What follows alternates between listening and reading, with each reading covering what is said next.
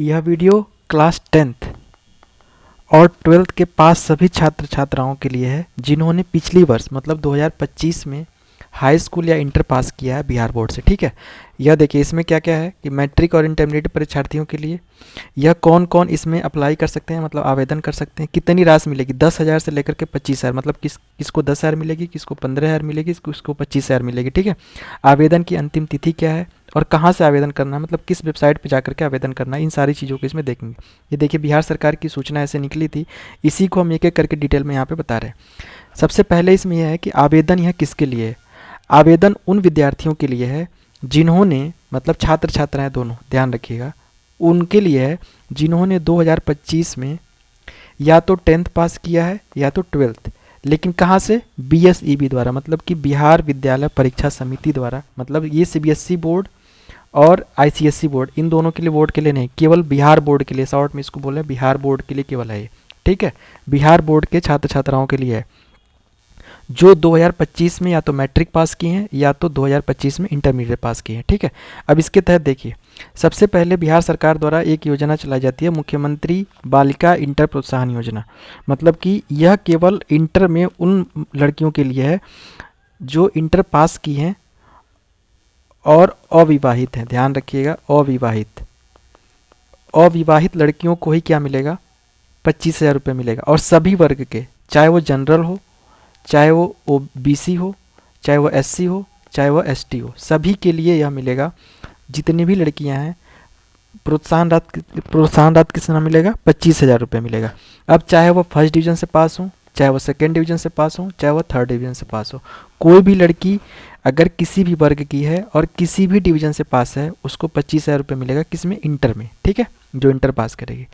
दूसरा, इंटर वालों के लिए यह है मुख्यमंत्री अनुसूचित जाति और अनुसूचित जनजाति और अल्पसंख्यक आयु, इन तीनों के लिए। ठीक है, मतलब कि SC, ST और माइनॉरिटी, मतलब अल्पसंख्यक, इनके लिए प्रथम श्रेणी में अगर कोई पास है तो 15,000 और द्वितीय श्रेणी में अगर पास है तो 10,000। तो देखिए यहाँ पे दूसरी स्कीम है और ये केवल SC, ST और माइनॉरिटी के लिए। ठीक है, इंटर के लिए। तो इंटर के लिए अभी आपने केवल 2 योजनाएं देखी, और ध्यान रखिएगा इसमें केवल और केवल छात्राएं ही हैं। छात्रों को इंटर में स्कॉलरशिप नहीं मिलती है बिहार सरकार द्वारा, केवल छात्राओं को ही मिलती है, जिसमें से 25,000 रुपये है और 15,000 फर्स्ट डिवीजन और सेकेंड डिवीजन के लिए 10,000 रुपये है, अनुसूचित जाति, अनुसूचित जनजाति और अल्पसंख्यक के लिए। ठीक है, अब आइए मैट्रिक वालों के लिए। सबसे महत्वपूर्ण, मैट्रिक। मुख्यमंत्री बालिका प्रोत्साहन योजना के तहत इसमें मैट्रिक वालों के लिए जो भी सामान्य वर्ग में है, बालिका से स्पष्ट है, केवल छात्राओं के लिए यह।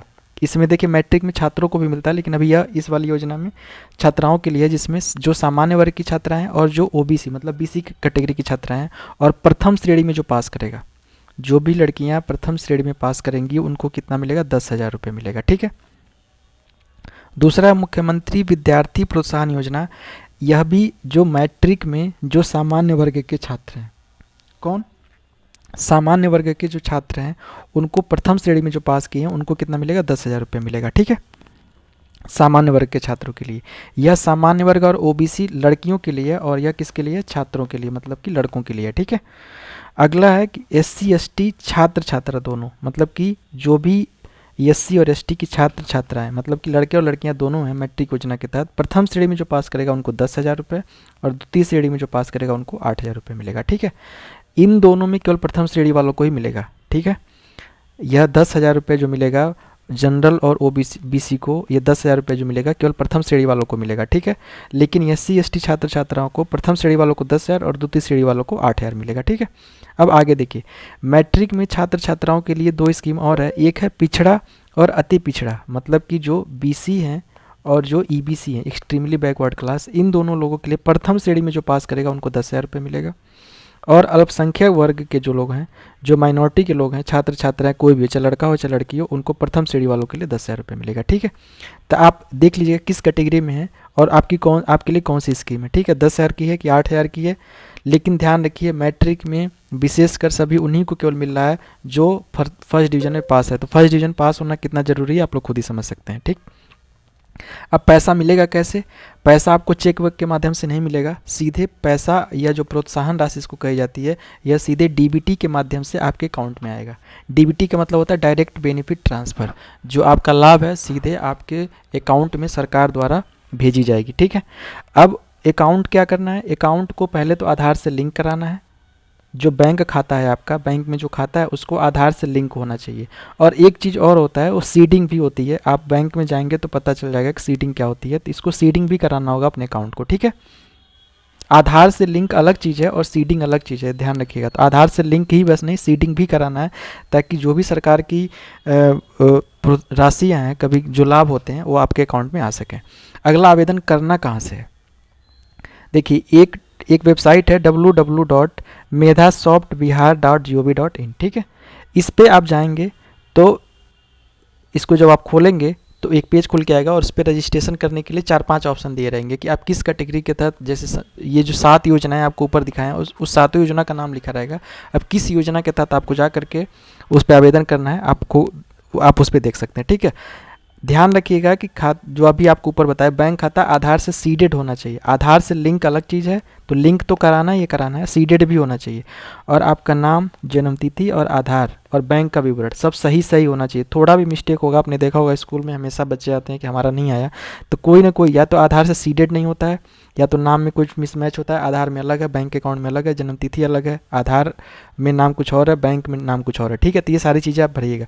इस आवेदन की अंतिम तिथि क्या है, सबसे महत्वपूर्ण अंतिम तिथि आपकी है 15 फरवरी 2026। 15 फरवरी 2026 तक आप सभी लोगों को आवेदन कर लेना है जो 2025 में पास किए हैं, चाहे वह मैट्रिक के हों चाहे वह इंटर के हों। ठीक है, ये दोनों कैटेगरी के लोग। ठीक है, इसमें लॉगिन रजिस्ट्रेशन, और इसके बाद 15 फरवरी के बाद अगर कोई भरेगा तो उसकी जानकारी तो मतलब इसमें अलाउ नहीं है। 15 फरवरी तक ही आपको मौका मिलेगा इसमें आपकी अपनी जानकारी साझा करने के लिए। ठीक है, मतलब आवेदन करने के लिए। अब देखिए, अगर आपको आवेदन भरने से कोई दिक्कत आ रही है तो सरकार ने एक मोबाइल नंबर भी दिया है। इस मोबाइल नंबर पे आप जाके जानकारी भी ले सकते हैं, या पूछ सकते हैं कैसे करना है, या तो मेल भी कर सकते हैं। ठीक है, अगर किसी भी तरीके की आवेदन में समस्या आती है।